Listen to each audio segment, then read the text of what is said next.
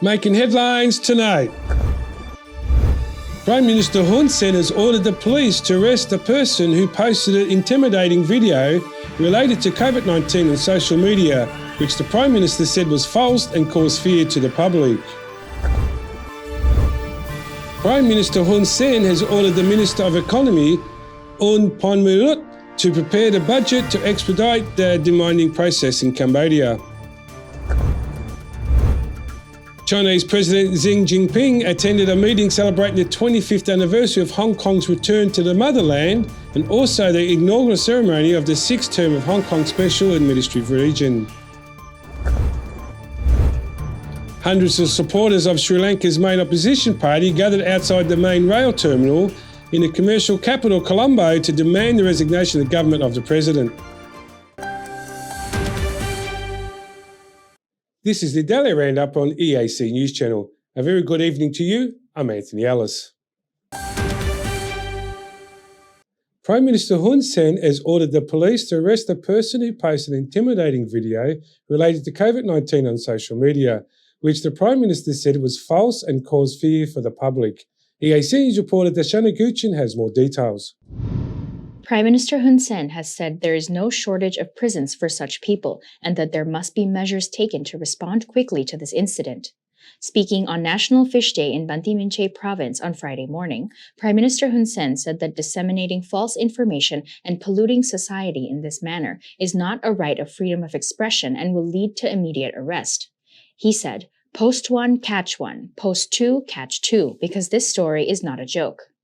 The false information that the Prime Minister spoke of refers to a video posted on the social media site TikTok, which showed people who had died in Kakong province several months ago, but was reposted to make it look like the deaths were in relation to the new cases of COVID-19 found in Cambodia with the aim of causing fear among the public. The Prime Minister said that people should not be so free to bring suffering upon themselves because of such things.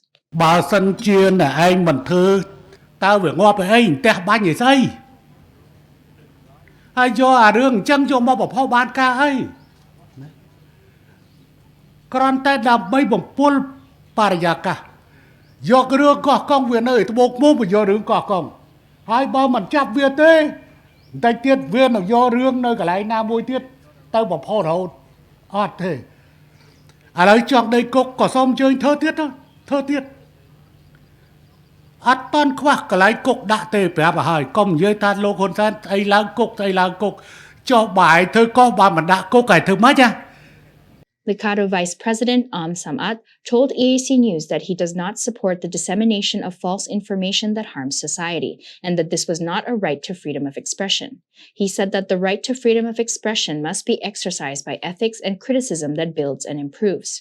He added, "Expressing information with factual information is something we support and encourage, but we do not support individuals who have malicious ideas or spread information with misrepresentation that is confusing. We do not support it." Cambodia found new cases of COVID-19 on 28 June after 52 days of no recorded cases. Prime Minister Hun Sen sent an urgent voice message on the night of 28 June, urging people to take precautionary measures and get vaccinated to prevent a large-scale spread of COVID-19 within the community again. The chairman of the Commission for COVID-19 Vaccination, Dr. Al Van Dien, has urged all citizens who have 3-month gap for their last COVID-19 vaccine to go and get the 3rd, 4th, or 5th booster shots. She said there is no longer a distinction between different types of vaccination cards among those who were previously vaccinated by military doctors or civil doctors, so members of the public can use their cards to go and get vaccinated at any site they wish. She said the COVID-19 vaccine boosts the immune system of both individuals and the community as a whole, helping to prevent the possibility of a COVID-19 outbreak from recurring in Cambodia. A failure to take the booster doses, however, will lower the body's immunity, especially when leaving the gap between vaccines for too long. Darshana Gauchin, EAC News. Prime Minister Hun Sen has ordered the Minister of Economy, Un Ponmulut, to prepare a budget to expedite the demining process in Cambodia. EAC News reporter Decca Nin has the story. Speaking on the morning of National Fish Day in Banteay Meanchey Province on Friday, Prime Minister Hun Sen said that this decision is to help ease the difficulties of waiting for help from donors as Cambodia plans to clear all mines in the country by 2025. Cambodia has at the same time also started a campaign to declare officially mine-free provinces. ឥឡូវដូចជានៅខេត្តកែបយើងប្រកាសជាខេត្តដែលគ្មានមីនទៅហើយកន្លែងខ្លះទៀតត្រូវការលុយត្រឹមតែ$50,000ទេយើងទៅរកសុខបរទេសវាពិបាកណាស់ឥឡូវដាក់ចូលក្នុងថវិកាជាតិដើម្បីបញ្ចប់នៅទីកន្លែងមួយចំនួនដែលវាជិតអស់ហើយប៉ុន្តែវាខ្វះលុយដោះកម្លាំងដោះមានជាកម្លាំងស៊ីម៉ាក់ជាកម្លាំងប្រតិបត្តិការដទៃទៀតដូចជាវិស្វកម្មកងទ័ពទាំងកងទ័ពអគ្គវិជ្ជាការកងទ័ពទាំងជើងគោកទាំងកម្លាំងប្រតិបត្តិការរក្សាសន្តិភាពទៅក្រៅប្រទេសយើងប្រើប្រាស់ថវិកានោះដើម្បីបោសសម្អាតមីនហើយដាក់តំបន់ទាំងនោះឲ្យទៅជាតំបន់ដែលគ្មានមីនដើម្បីរក្សាសុវត្ថិភាពសម្រាប់ប្រជាពលរដ្ឋរបស់យើងតែប៉ុណ្ណោះ The Prime Minister also urged the private sector to join the royal government's efforts in clearing mines in Cambodia. During the National Fish Day event organized at Trapang Tmall Reservoir in Banteay Meanchey Province, Prime Minister Hun Sen ordered the governor of Banteay Meanchey Province to cooperate with demining experts to clear all mines from Banteay Meanchey Province, Phnom Srok District by the end of 2022 as well. In the past nearly 30 years of humanitarian demining work in Cambodia, from 1992 to December 2021, Cambodia cleared 2,328 square kilometers of land from mines, destroying over 1.1 million anti-personnel mines, close to 26,000 tanks and explosive remnants of war, including over 2.9 million cluster munitions, and benefiting over 7.7 million people. Dekanin, EAC News. Prime Minister Hun Sen has apologised to the people for the rising price of gasoline due to the problems that are occurring on the global level.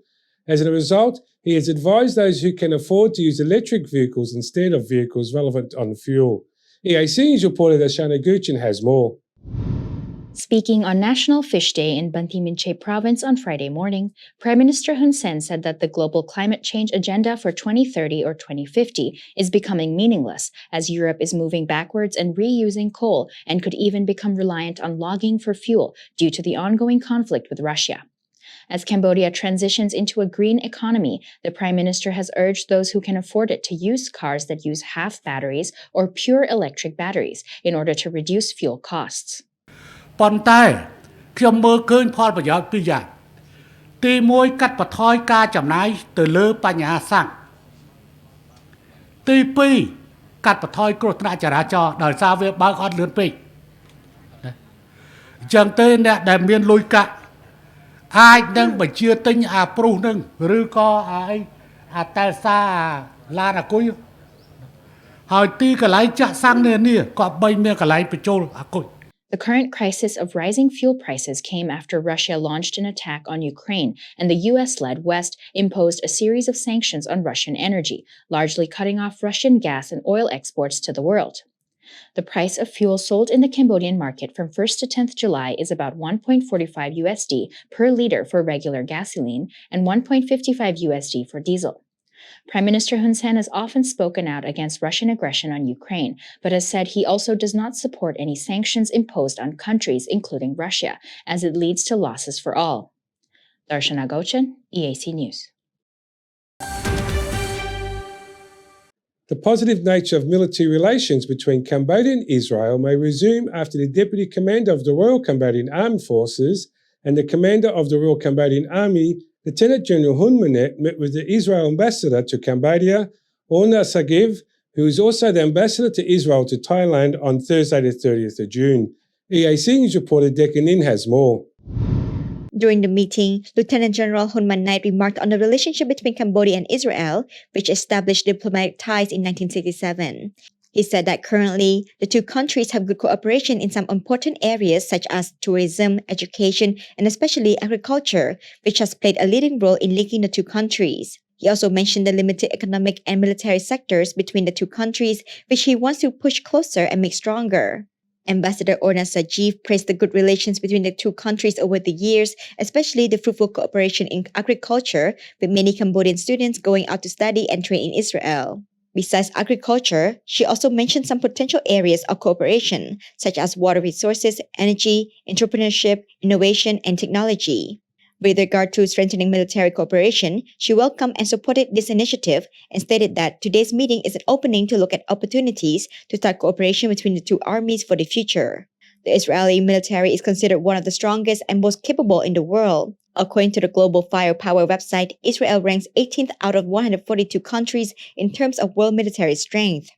Dekanin, EAC News.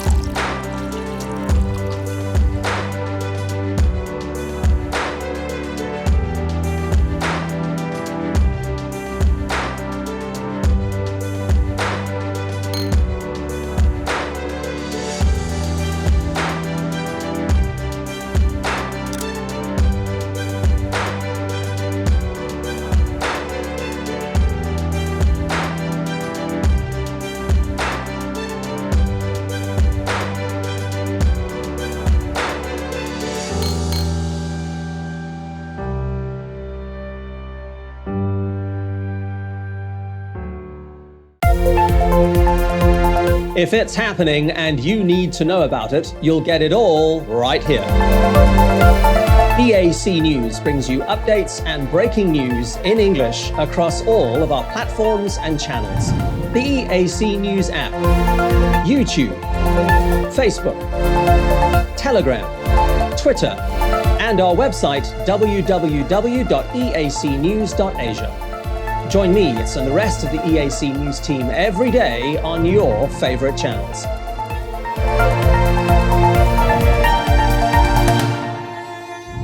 EAC News, Cambodia made clear.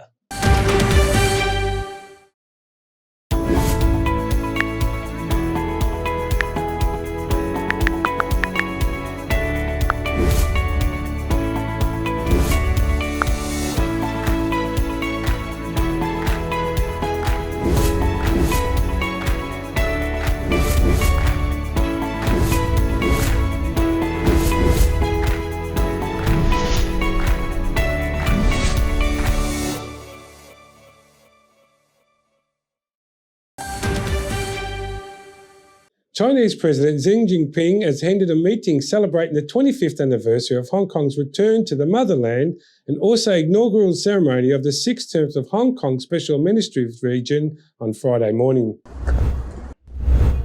Authorities deployed a massive security force around Hong Kong on Friday as Chinese President Xi Jinping prepared to swear in the city's new leader and attend celebrations to mark the 25th anniversary of the former British colony's handover to Beijing. Red lanterns and posters declaring a new era of stability decorated main roads and walkways close to the convention center, where the last colonial governor Chris Patten tearfully handed Hong Kong back to China at a rain-drenched ceremony in 1997. Xi and his wife Peng Liyuan arrived in Hong Kong by train Thursday afternoon. Xi did not attend the flag-raising event. They were greeted by Chief Executive Carrie Lam, her husband Lam Siu Pua, and Central People's Government Liaison Office in Hong Kong Special Administrative Region Director Luo Haining at the platform of the Guangzhou-Shenzhen-Hong Kong Express Rail Link West Kowloon Station. Giving brief remarks to reporters, the president said Hong Kong had withstood a series of grave tests and overcome a series of risks and challenges in a period of time, adding that Hong Kong has since emerged stronger and shown great vigor. Xi had also said the city had overcome its challenges and risen from the ashes. Former Hong Kong security chief John Lee, who is sanctioned by United States over his role in implementing the new national security law, takes charge at a time when the global financial hub is facing an exodus of people and talent amid some of the toughest COVID-19 restrictions in the world. Xi's trip to Hong Kong is his first since 2017, when he swore in the city's first female leader, Carrie Lam, who oversaw some of the territory's most tumultuous times marked by anti-government protests in 2019 and the COVID epidemic. Britain returned Hong Kong to Chinese rule on July 1, 1997, under a one-country, two-systems formula, which guarantees wide-ranging autonomy and judicial independence not seen in mainland China. Critics of the government, including Western nations, accuse authorities of trampling on those freedoms, which Beijing and Hong Kong reject. Hundreds of supporters of Sri Lanka's main opposition party, Samjaya Jana Balagawagaya, gathered outside the main rail terminal in the commercial capital of Colombo Thursday, 30th of June, to demand the resignation of the government of the President Gotabaya Rajapaksa. The demonstrators accused Rajapaksa of being responsible for the worst economic crisis in living memory and marched towards the official residence. The South Asian island of 22 million people is close to running out of fuel and has struggled for months to find enough US dollars to pay for essential imports such as food, cooking gas, and medicine. Sri Lanka this week shut schools and stopped providing fuel to all but essential services. President Gotabaya Rajapaksa, whom critics blame for the financial crisis for having given key posts to relatives and being slow to seek an IMF bailout, has been under prolonged pressure to step down. President Gotabaya Rajapaksa, whom critics blame for the financial crisis for having given key posts to relatives and being slow to seek an IMF bailout, has been under prolonged pressure to step down, though he has said he plans to stay on until his term ends in 2024. The daily wage earners, like self-employed people, laborers, workers, businessmen, the middle class, have all been badly affected, opposition leader Sajid Premadasa told demonstrators. Everybody get ready to throw these Rajapaksa thieves from the country and from the government. Protests, some of them violent, in recent months have forced a number of key ministers to resign, leaving President Gotabaya Rajapaksa and Prime Minister Ranil Wickremesinghe struggling to stabilize the nation. Two of Rajapaksa's brothers resigned earlier this year as Prime Minister and Finance Minister following weeks of street protests. A proposed constitutional amendment, a draft of which was published on Thursday, would establish a constitutional council and 9 independent commissions to improve governance. The commissions would work to promote human rights, increase audit oversight of government agencies, and bolster anti-graft investigations. The amendment could be presented to Parliament in July, Justice Minister Wijadasa Rajapaksa said last week. It might undergo further changes before it is eventually passed into law.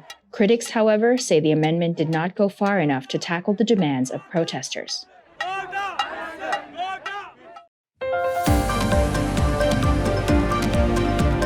Thank you for watching the Daily Roundup here on the EAC News Channel. For more breaking news and updates, check our website, eacnews.asia, or search EAC News on Telegram, Smart TV, or your favourite app store. More from the EAC News team tomorrow night at 8 p.m. We'll see you then.